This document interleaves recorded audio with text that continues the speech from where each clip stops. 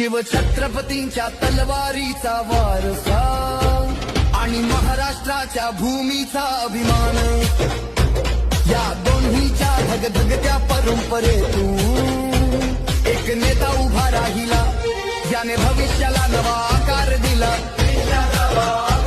पाहिला शिवछत्रपतींच्या तलवारीचा वारसा आणि महाराष्ट्राच्या भूमीचा अभिमान, या दोन्हीच्या धगधग